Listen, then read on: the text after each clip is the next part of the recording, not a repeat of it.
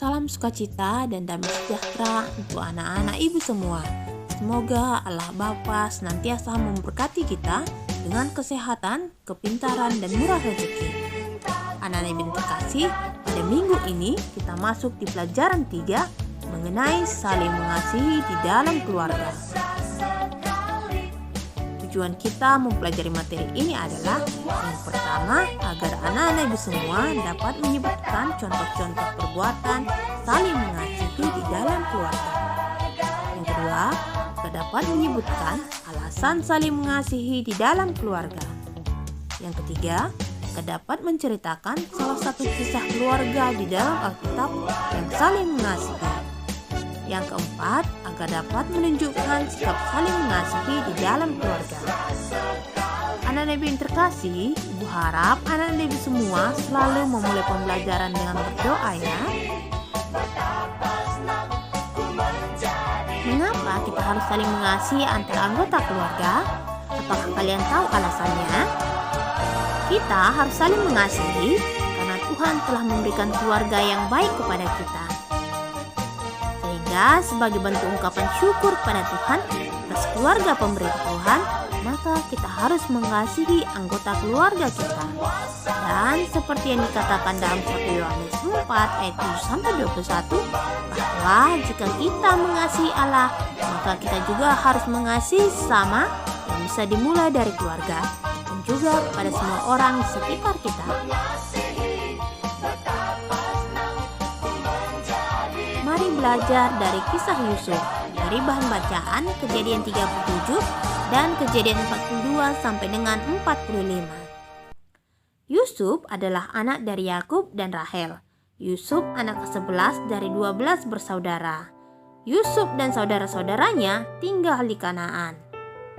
Saudara-saudara Yusuf bernama Ruben, Simeon, Lewi, Yehuda, dan Naftali, Gad, Aser, Isakar, Zebulon, dan juga Benyamin. Berkati rumah keluargaku. Mengenal dan meneladani tokoh Yusuf. Yakub mempunyai 12 anak laki-laki, tetapi dia lebih mengasihi Yusuf. Dia memberikan Yusuf jubah terbaik dan juga memberikan Yusuf makanan yang lebih enak. Dan hal ini membuat saudara-saudaranya iri. Ditambah lagi, suatu hari Yusuf mendapatkan sebuah mimpi bahwasanya dia akan memerintah atas saudara-saudaranya. Yusuf membanggakan mimpinya kepada ayahnya dan saudara-saudaranya, dan hal ini menambah kebencian saudara-saudara Yusuf. Karena iri dan benci terhadap Yusuf, saudara-saudaranya berniat membunuh Yusuf dengan membuang Yusuf ke dalam sumur. Namun karena Yusuf tidak meninggal, Yusuf akhirnya dijual sebagai budak kepada saudagar Midian. Yusuf bekerja di rumah Potifar, seorang jenderal Mesir. Dia bekerja sangat keras. Yusuf adalah seorang budak tanpa pengharapan, tapi Allah menolongnya. Allah memberkati rumah Potifar karena Yusuf. Namun pada suatu hari, sesuatu yang buruk terjadi. Istri Potifar berbohong kepada suaminya. Dia berkata Yusuf adalah seorang budak yang jahat, sehingga Potifar memenjarakan Yusuf. Di dalam penjara, Allah tetap menyertai Yusuf. Yusuf menjaga orang-orang tahanan. Dan suatu hari, Yusuf mengartikan mimpi-mimpi dari 2 tahanan. Mereka adalah pembantu-pembantu raja. Dan beberapa hari kemudian, mimpi mereka menjadi kenyataan. Dan di suatu malam yang berbeda, Raja Mesir mendapat 2 mimpi yang aneh. Namun tak seorang pun dapat mengartikan mimpi tersebut. Dan kemudian pembantu raja mengingat Yusuf. Dulu di dalam penjara bersama Yusuf, Yusuf dapat mengartikan mimpi mereka. Kemudian raja memanggil Yusuf dan mengartikan mimpi raja. Raja sangat kagum dan senang dengan hikmat Yusuf, sehingga raja mengangkat Yusuf sebagai penguasa atas Mesir. Dan ini adalah bentuk penyertaan Allah terhadap Yusuf. Dan seperti yang Yusuf katakan, mimpi raja pun menjadi kenyataan. Namun saudara-saudara Yusuf di Kanaan tidak mempunyai Tuhan cukup menghadapkan makanan, wajahnya sehingga kepadamu saudara-saudaranya dan memberi datang ke engkau Mesir untuk damai membeli sejahtera. makanan. Amin. Saudara-saudara Yusuf bertemu dengan gubernur di istana. Mereka tidak tahu gubernur orang Mesir adalah Yusuf. Saudara-saudara Yusuf ingin membeli beberapa makanan.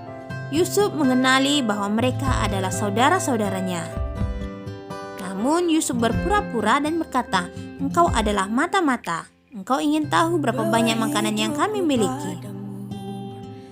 Saudara-saudara Yusuf sangat terkejut. Mereka berkata dengan ketakutan, "Tidak, kami datang untuk membeli makanan." Yusuf ingin tahu apakah saudaranya masih saling membenci antara satu dengan yang lain, sehingga ia meminta untuk menyerahkan saudaranya Benyamin. Namun karena Yusuf melihat saudaranya saling tolong-menolong supaya tidak kehilangan Benyamin, akhirnya Yusuf memberikan mereka makanan yang cukup dan membiarkan mereka kembali ke kotanya. Dan kemudian saudara-saudara Yusuf datang kembali ke Mesir untuk membeli makanan lagi. Mereka tidak mengenali Yusuf. Yusuf tampak sangat sedih melihat saudara-saudaranya, sehingga ia mengakui bahwa dirinya adalah Yusuf. Saudara-saudaranya sangat takut sehingga mereka berpikir bahwa mereka pasti akan dihukum. Tetapi Yusuf tidak melakukan demikian. Ia justru menjamu saudara-saudaranya dan mengizinkan mereka tinggal bersama. Bersyukur atas cintamu, sungguh engkau yang memeliharaku. Ku teringat akan kasih-Mu di saat malam yang gelap. Sungguh engkaulah pertolonganku. Anak Nabi yang terkasih, dari kisah Yusuf kita harus belajar untuk menunjukkan sikap saling mengasihi di dalam keluarga. Contoh perbuatan saling mengasihi yang dapat kita teladani dari Yusuf dan saudaranya adalah: yang pertama, mengakui kesalahan. Dapat kalian bandingkan dengan membaca kitab Kejadian 44 ayat 18 sampai 34. Saling berbagi dapat dibandingkan dengan kitab Kejadian 42 sampai 43 dan kitab Kejadian 45. Yang ketiga, saling memaafkan dapat dibandingkan dengan Kejadian 33 ayat 1 sampai dengan 20. Perhatikan gambar berikut. Apakah kedua gambar ini merupakan contoh perbuatan mengasihi? Apakah kamu pernah berbuat seperti ini? Lalu, apakah yang seharusnya dilakukan untuk menunjukkan kasih? Nah, Ibu harap anak-anak Ibu semua sudah tahu jawabannya ya.